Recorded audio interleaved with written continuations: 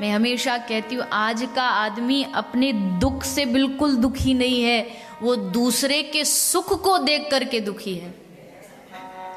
दूसरों का सुख उसे पचता नहीं कि ये इतना सुखी कैसे हो गया। हम दुखी तो ये भी दुखी होना चाहिए। एक लाइन है ना कि हम तो डूबेंगे सनम तुम्हें भी ले डूबेंगे, वही हालत है। एक बार क्या हुआ, एक महिला शिवजी के पास तपस्या करने पहुंच गई। शिवजी को बड़े भाव से उसने मनाया, रिझाया। शिवजी प्रसन्न हुए और उसकी तपस्या से प्रसन्न होकर के शंभु प्रकट हो गए। बाबा भोलेनाथ प्रकट हुए और बाबा भोलेनाथ ने उस महिला को कहा कि बेटी मांग, तुझे क्या चाहिए, तेरी तपस्या से मैं खुश हो गया, वरम ब्रूहि, मांग। पर देख एक बात ध्यान रखना, जो तू मांगेगी तेरी सास का उसका 10 गुना हो जाएगा।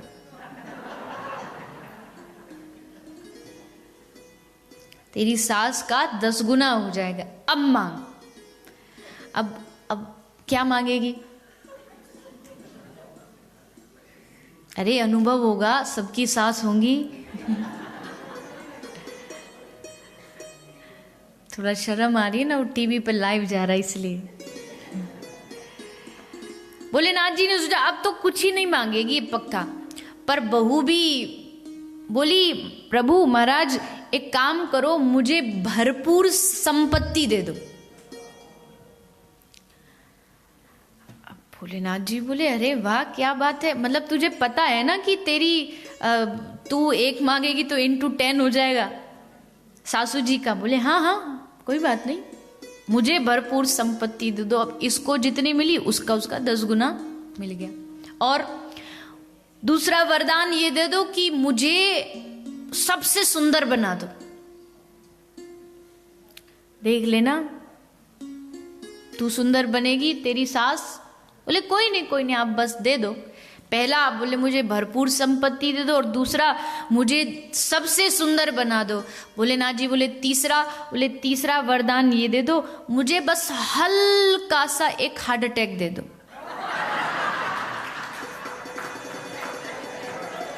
1 into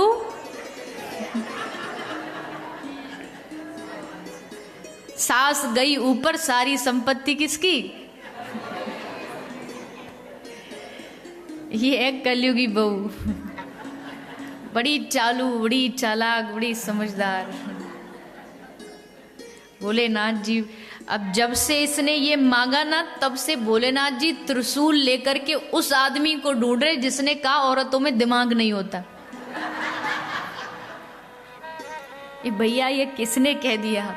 इतनी समझदारी से मांगा कि वो भी गई और सब काम हो गया। ईर्ष्या में हम भी यही करते हैं। ये थोड़ा ज्यादा है, हम इससे शायद थोड़ा कम कर देते होंगे, लेकिन करते हम भी हैं। ईर्ष्या, हमें सम्मान मिल रहा हो और हमारे सामने किसी सामने वाले व्यक्ति को भी उतना सम्मान मिलने लगे तो हमें वो पचता नहीं, हमें वो अच्छा नहीं लगता।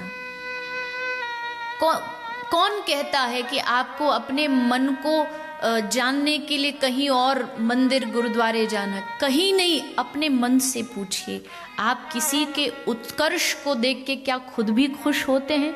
अगर हाँ, तो मतलब आप सचमुच एक सत्संगी हैं, सचमुच एक धार्मिक इंसान हैं। केवल टैग लगा देना कि हाँ जी हम फलाने धर्म को मानते हैं, हम इस संप्रदाय वाले, इससे धार्मिक नहीं बना जाता। अपने मन को हमें पहचानना है, जानना है कि हम वास्तविक धार्मिक हैं भी या नहीं। तो धर्म प्रोज्झित कैतवोत्र परमो निर्मत्सरा नाम सताम। और फिर आगे कहा, निगम कल्पतरोर गलितम फलम सुख मुखाद अमृत द्रव्य संयुतम। भागवत क्या है? बोले भागवत एक बड़ा सुंदर गलितम माने पका हुआ फल है। किसका? निगमों का। निगम कहते हैं वेदों को। वेदों का पका हुआ फल श्रीमद् भागवत है। पिबत भागवतम रसमालयम, इस रस को पियो, ऐसा पियो कि पीते पीते पीते इसका नशा चढ़ जाए। जीवन में भोजन जितना जरूरी है उतना हमारे जीवन में भजन भी जरूरी हो जाए, सत्संग भी जरूरी हो जाए। एक जो नशा करने वाला होता है ना, उसको नशा करने के लिए बहाना चाहिए होता है।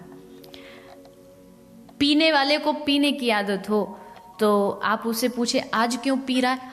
आज मैं बड़ा खुश हूं इसलिए पी रहा हूं। 2 दिन बाद फिर उसे पीता देखोगे, आज भैया क्यों पी रहा?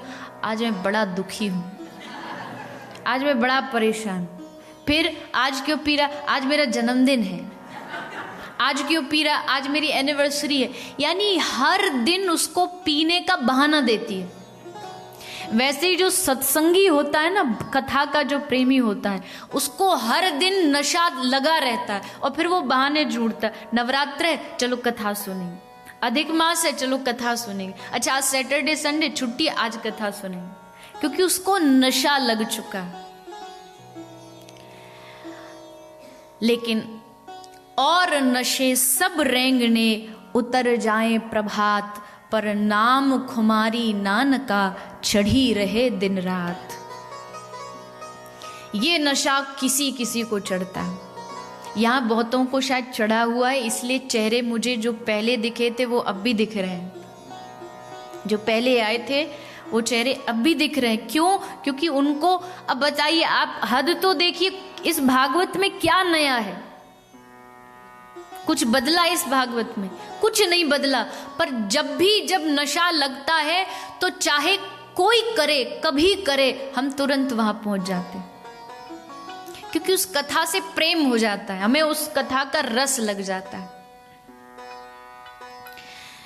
तो पिबत भागवतम, और कितना पीना है? कहा मुहुर मुहुर, बार बार पीना है इस कथा रस को। जितना, जब तक प्रभु कृपा करते रहे, इस रस को पीते रहो, पीते रहो।